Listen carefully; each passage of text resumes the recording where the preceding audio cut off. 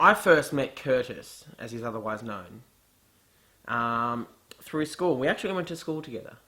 And we actually originally met in English. And English wasn't Dirty Curty's first language. Music has always been his first language. So, C major. yes. So he always struggled with the concept of English. But I followed him to his next class because I happened to have a class off. And it was Evolution of Music.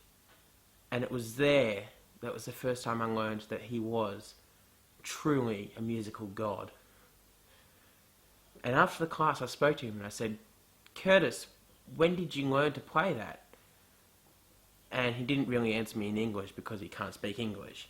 So, still haven't learned the answer to that question yet.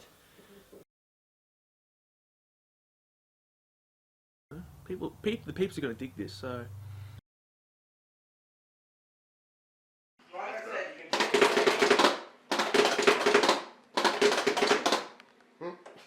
Let's see how that sounds. What?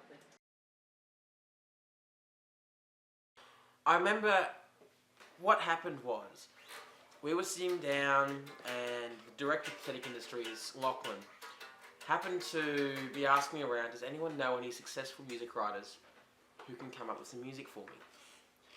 And we were all very quiet. And then Curtis put his hand up, and it was at the beginning of his career. And we weren't very sure about what he was going to say, but he was confident and he said, I'll write it for you. And sure enough, that sketch music has led him to become the biggest music writer and producer ever known. My great-grandpa toured with, what's his name? Elvis someone. Costello? That's it, yeah. Elvis Costello. And told me all these licks and stuff, and the next thing you know, I'm here producing and writing the greatest soundtracks of all time. Well, I mean, I've heard a few of his albums before. He did make songs for me previously, but none of them have really... They've really been as good as this one so far. This is definitely his best work. By far. I mean, when I was a kid, I got hit by a bus. And I was legally dead for an hour and a half. I saw the light at the end of the tunnel and heard angels singing to me. And this album is far better than that. Just goes above and beyond everything that I've ever heard in my entire life. Ever. Ever. Can you stand by? Ever. Trace the gain on this motherfucker. That's better. That's what we want. We want more gain. Alright. I can do no wrong, and this album is just a testament. Is a testament the right word? Testament to my skills, really. I got a vast array of skills, and these are just some of them. And I hope to share them all with the world and this music. So I can tell you from now that the experience when we were putting together that first live show on the first album, that was some of the most intense and some of the most tragic times we've been through. I mean, the first venue for the live show caught fire 3 hours before the actual event. I mean, what can you do about that? I mean, we wanted to play anyway, but the people there were saying, no, you can't, it's on fire, what are you, stupid? It's just tricky, so we had to move the venue to just a little scene. We moved it to the London Symphony Orchestra House. And I don't want to brag, but that's the one thing I'm going to take credit for, and it was big. We played in front of 4 people. well, I've been listening to a lot of speed jazz, and if you haven't heard that stuff, it's quite slow. I just got my speed jazz licks down fast, and it was just like, shit, did it. Stop! So that's just a test? That was a test, yes. Working with Dirty Curty is very interesting. I mean, as the name implies, he's very dirty, but it's not necessarily because of how he plays his instruments. So that's my main role. I'm his cleaning lady. Bass boy!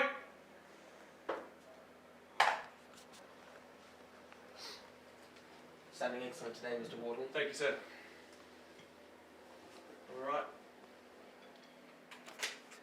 Now, basically, Dirty Curty was everything I expected and more. You know, combine your favorite everything. You know, combine the artists that make ice cream, the artists that make art, your favorite musicians, your favorite poets. Just put it all together and just mix in a little bit of dirty, and you get this amazing image of an almost godlike creature that creates something from nothing. So I can walk you through his process intently. So he rises every morning at 7:30, comes out to the kitchen, bakes himself a wonderful breakfast made of deliciousness and awesome. Those are the two only ingredients, deliciousness and awesome. I've seen the bins packets. It's ridiculous. He consumes them and he enters the studio. And magic is made. We don't see him again until about 3:30 where he has to go to Pilates. I don't know why he goes to Pilates. Hang on. Curtis! Why do you go to Pilates? to exercise my talent. To exercise his talent, that's why he goes to Pilates. So he comes back from Pilates at 4:30. He just returns to the studio. And somehow when he leaves the studio again at 6:30, he's got women all around him. I've been inspired by everything he does. Not just the way he writes and plays music. That's its own element. But everything he does outside of that. Everything he does for the children in Africa. Everything he does for all the politicians who have no idea what they're doing. He has solved many, many wars just by turning up and smiling. He has the world's best smile. And I think we as a globe would not be able to function without it. Would you consider this the greatest thing you've ever worked on? That's not even a question. That's a statement. It'll make a little kick triplet thing that, you know, it clashes with the whole feeling behind the... It's ready, sir. Oh, wait. It clashes with the whole feeling of the line. So, looks like I have to record it all again, you know, but that's what Dirty Curty does. Yeah, it's just another 2 months of work, right? Nah. I'm fucking quick.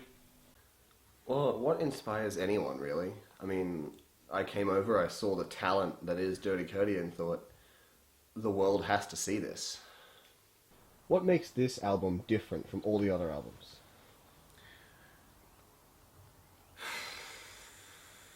It's not different. It's not the same. It's a combination of just... I know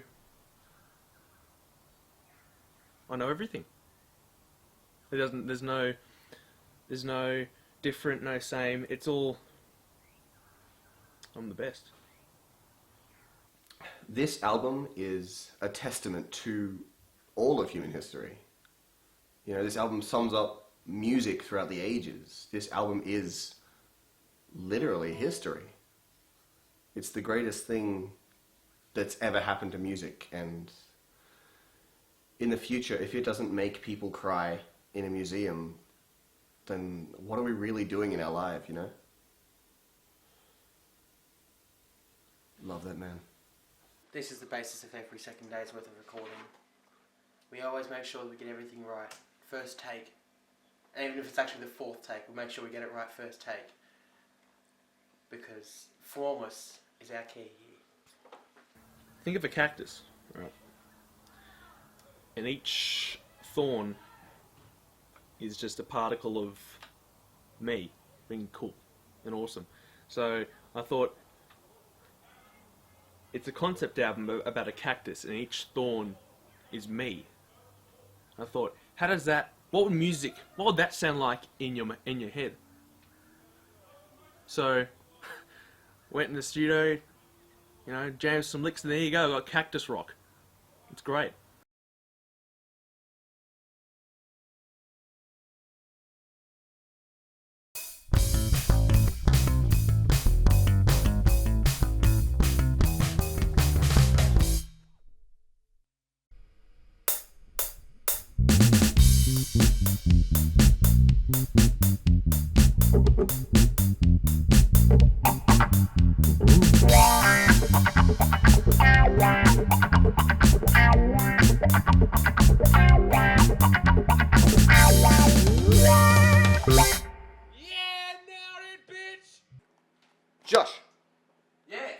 Nothing. I just want to really zoom fast on your face.